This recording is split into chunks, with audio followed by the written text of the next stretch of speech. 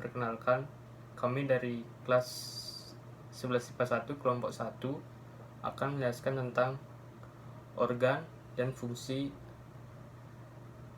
reproduksi pada wanita. Baik, alat reproduksi pada wanita terdapat dua bagian. Yang pertama yaitu bagian luar dan bagian dalam. Untuk yang bagian luar itu disebut sebagai vulva. Sebelumnya saya perkenalan. Nama saya Andika Danang Prasetya Dharma, nomor absen 1 kelas 11 IPA 1. Dan bagian-bagian pada alat reproduksi wanita yang pertama itu ada mons pubis. Mons pubis adalah jaringan lemak yang mengelilingi tulang pubis. Jaringan ini mengandung kelenjar untuk mengeluarkan minyak dengan feromon yang meningkatkan daya tarik seksual. Dan kedua ada labia mayor. Labia mayor merupakan pintu gerbang yang melindungi organ reproduksi wanita di bagian luar lainnya. Sesuai namanya, organ ini berukuran besar. Pada labia mayor terdapat kelenjar keringat yang memproduksi cairan lubrikasi. Saat wanita memasuki masa pubertas, bagian ini ditumbuhi oleh rambut kemaluan. Dan yang ketiga ada labia minor, terletak di sebelah dalam labia mayor dan mengelilingi pembukaan vagina serta uretra. Bentuk dan ukuran ini dapat berbeda tiap individu. Dan permukaannya pun rapuh dan sensitif. Dan yang keempat, klitoris. Klitoris adalah benjolan kecil yang sensitif terhadap perangsangan. Bisa dibilang organ ini sama dengan penis pria. Seperti halnya penis, klitoris bisa mengalami ereksi. Dan yang keempat ada vestibular bulbs, yaitu dua bagian panjang pada pembukaan vagina yang di dalamnya berisi jaringan erektil. Saat seseorang wanita terangsang, maka jaringan itu terisi banyak darah dan membesar. Dan setelah wanita itu orgasme, darah tersebut kembali ke dalam tubuh. Dan yang terakhir, yang keenam ada kelenjar Bartholin. Kelenjar Bartholin berukuran kecil, berbentuk seperti kacang, berada di pembukaan vagina. Fungsi organ ini untuk mengeluarkan lendir dan melumasi vagina saat melakukan hubungan seksual. Perkenalkan, nama saya Aurelia Ciresrubangun, kelas 11 IPA 1 absen 4. Selanjutnya saya akan menjelaskan tentang 5 alat reproduksi wanita bagian dalam. Lebih dalam dari vulva, terdapat organ reproduksi wanita bagian dalam. Apa aja sih bagian-bagian termasuk di dalamnya? Oke, yang pertama ada vagina. Vagina adalah suatu area dengan bentuk seperti saluran yang lentur dan berotot. Vagina terletak di antara uretra dan rektum atau anus dengan panjang sekitar 7,5 sampai 10 cm. Bagian atas vagina terhubung dengan serviks. Sementara itu, bagian bawahnya terbuka ke arah luar.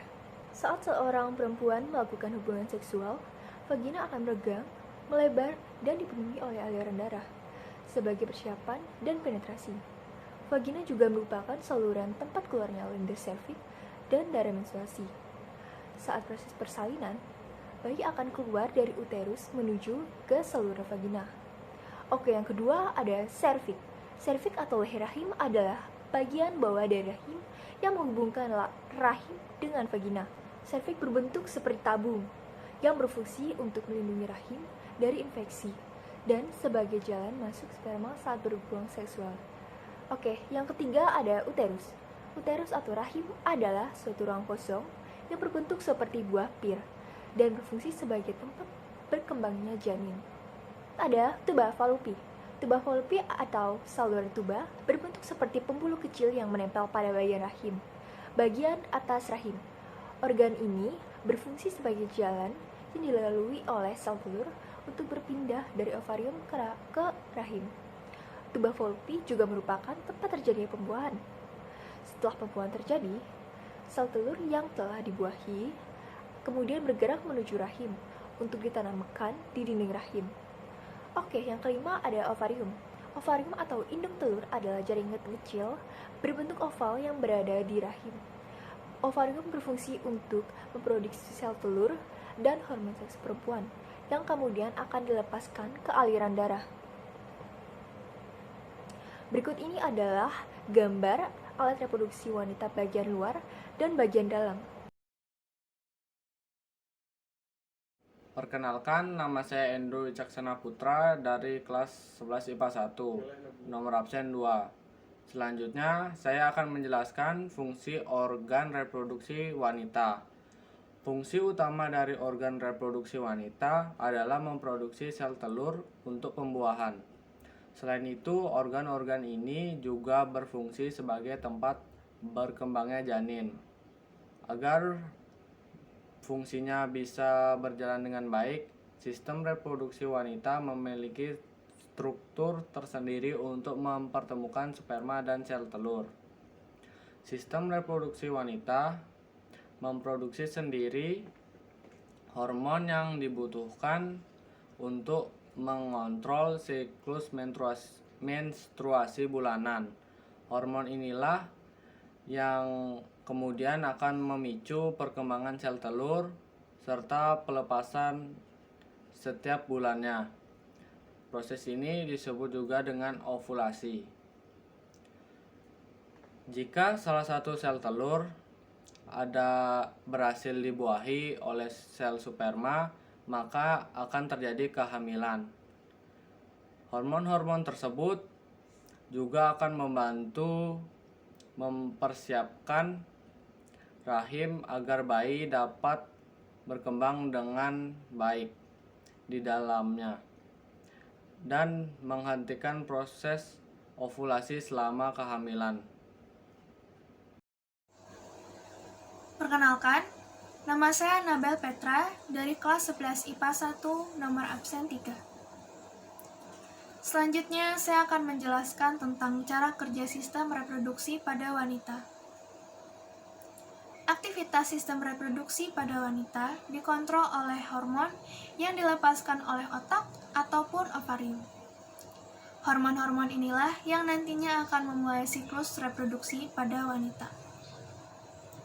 Siklus reproduksi wanita atau yang biasanya disebut siklus menstruasi biasanya berlangsung selama 24 sampai 35 hari. Dalam jangka waktu tersebut, sel telur akan dibentuk dan dimatangkan, dan secara bersamaan, dinding rahim akan disiapkan untuk menerima sel telur yang sudah dibuahi. Jika tidak ada pembuahan selama siklus tersebut, maka dinding rahim akan dileburkan dan dikeluarkan dari dalam tubuh. Proses inilah yang dinamakan menstruasi. Darah menstruasi adalah leburan dari dinding rahim yang tidak menerima sel telur yang sudah dibuahi. Hari pertama menstruasi merupakan hari pertama diulangnya kembali siklus reproduksi pada wanita.